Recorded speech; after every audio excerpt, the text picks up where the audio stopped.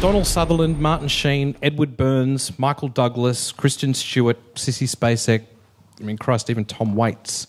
You've worked with all of these people. You've produced 23 films in 11 years. This is a non-stop mission for you. Yeah, it sort of is. I mean, you know, once the train starts leaving the station, there's a sort of theory in Hollywood. When people are interested in working with you and things are going well, then you should just sort of ride that train, to use that analogy again. And so although it's really tiring and manic and crazy, you know, it's been a lot of fun at the same time, too.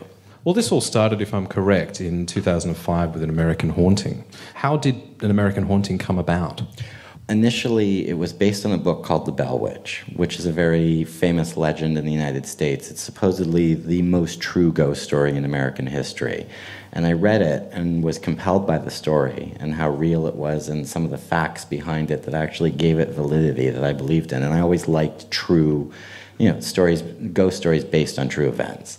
It just makes it that much scarier. Like, you watch the movie and you're like, that shit happened? Really? So it could happen? Now you've got something to think about. How many times were you at home alone at night and you went up the stairs and you just felt that tingle on your neck? But imagine it went somewhere else. Imagine it escalated. Imagine it continued. And the whole movie was about 2 hours. 2 hours of real time. How'd you find it as, I mean, you hadn't directed much at that stage, and then you are dealing with someone, or two people like Sissy Spacek and Donald Sutherland, and being a fan, I imagine, of Carrie, etc. How does one then tell them what to do? Well, initially it was a little scary, but you get used to them. And actually it was a great curve, because before we ever got to Romania, I met with Donald, obviously, in LA, and I met with Sissy in LA twice. And she wanted to be very involved in the script process and sort of weeding it down. Less is more is what she always said, which is a very valuable lesson in filmmaking and probably in life in a lot of ways. It was a lesson to me, which I've now actually used in all the projects that I go forward on. By the time I give the script back to the filmmakers, I think they want to do what I wanted to do the first time she did it with me, which is kill themselves, because I've crossed this out, crossed that out. So then, you know, they incorporate all the stuff and they come back to me and go, God, the script's so much better. It's so much clearer. And this was all stuff I learned from Sissy. Once you're there, you just have to do it. I mean, you sort of have to put it beside, and, you know, if you don't think it's right, you're there. Your job, you know, is to tell them, you know, perhaps we could do this better, and to say it in the most simple and judicious way possible so that you get the best result. And if you do that and you're not just talking nonsense, then they're actually grateful for it, because you're their eyes and ears. So after learning all of this and with the craft and having the success that you did with the film, why next start a horror film festival? I actually had lots of offers to direct after that. It's just that Lionsgate handled a lot of the distribution rights for American Haunting. Because the film did so well, they actually came to me the weekend afterwards and said, you know, would you like to expand your company to sort of do more horror films and be sort of like a horror brand for Lionsgate, even though you're your own company? And I thought to myself, sometimes the marketing and publicity and everything else, they, you know, a lot of filmmakers feel ruins the film or doesn't accurately portray the film. So I thought to myself, if I have a better understanding of that, then maybe I can help my future films, you know, should that be the case in, you know, my scenario. What happened was I did the Horrorfest for 4 years, 32 films. They were all acquisitions, so we'd go and buy them and then do the marketing. And as far as the acquisitions, you're limited, I mean, to what everybody else has made. And I wanted a unity to it. I wanted to, you know, create new horror movies, basically. And I had the format of After Dark Horrorfest, and everybody was familiar with it, and I built it for 4 years. So it made sense to stick with the 8. So I was like, well, if I'm going to do it, then I need to make 8 original films, and now After Dark is making original films. So that's why it became 8. If you're doing them en masse, you kind of... You're covering all bases quite nicely. So you can have the ghosts and the supernatural, mythical, as in werewolves, vampires, aliens, slashers, mental psychos, and you can mix them all in and play with it. Have there been any films? We should make an Expendables of horror. Wouldn't that be awesome? You just did it. You just hit all the archetypes.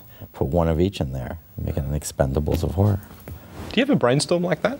We just did. When I was about 12, I saw The Exorcist. Now, I understand that you saw that much younger than that. We're talking below 10, folks. Yeah, 5 and 6, actually. I watched The Exorcist when I was 5 years old, 5.5, something like that. I just liked those movies. I also liked, growing up Spielberg movies, and I also liked, Star Wars movies, obviously. But something about the horror movies just stuck with me, and then when I finally did American Haunting, I realized I like this palette to work with.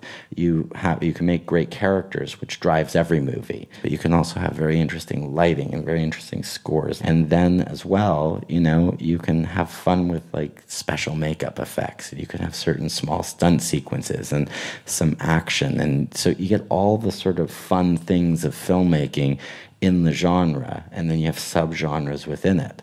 Have there been any films in the last few years that have surprised you with the way they've mixed these ingredients of horror? Like something you've just gone, wow, I never thought of that. It wasn't horror, but I'll have to tell you that I really liked the freshness of District 9. I just thought it was such an interesting, fresh take on an alien movie, really. I'm seeing slight similarities with that and potentially Rekill in the sense of it's not about this, that is happening. Now we've got to deal with this. That was the script for Rekill. It was always structured that way, and I liked it. And what was interesting was Rekill predated so what I just talked about predated my actually watching District 9. Right. Rekill is a zombie film with a very fresh concept. Essentially, it's, 5 years after an outbreak has killed 85% of the world's population, and now there are, like, if you've ever seen the TV show Cops, units that go out and try to quell further outbreaks around the United States. And so the movie itself is a TV show within a movie with commercials for that time cut into it, which tells you the story and gets you attached to the characters in the movie and takes you through the narrative in a very interesting way. Sometimes I'll be doing a movie and a movie will come out in the theaters that's sort of about a similar subject matter, for example. People will say, oh my God, you've got to go see that movie.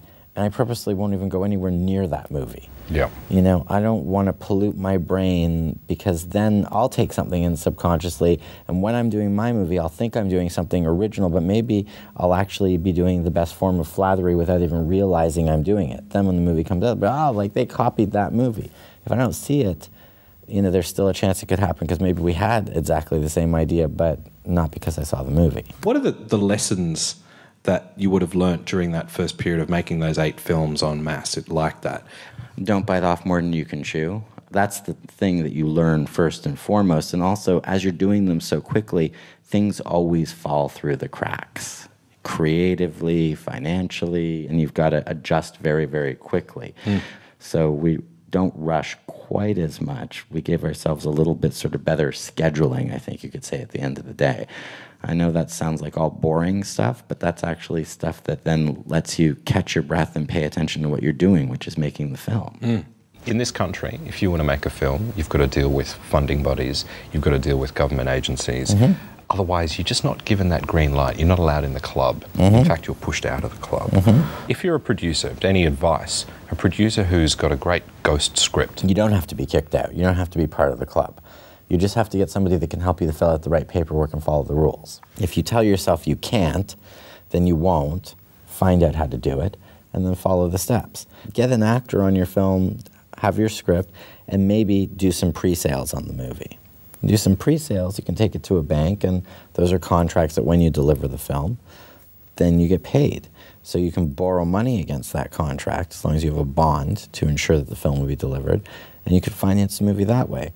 And maybe you're missing one last piece, you need a little bit of equity. Well then there's investors out there that you can go after. And if you say to them, I have 85% of the money, you need 15, and offer them 30% of the profits from the movie, don't be a pig to get, if it's your first movie so you can break through and make your reputation. Fine, half is good enough. Half of something is better than, 100% of nothing. Absolutely.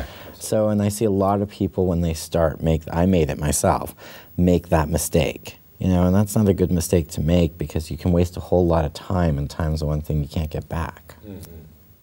So just start. Don't be scared. There's nothing to be scared of. What's the worst thing that's going to happen? You're going to fail, so okay, you'll still be the same person. But try, you already failed. Good advice. Thanks, Matt. I'm the sage of advice now. Will you please thank our special guest, Mr. Courtney Solomon?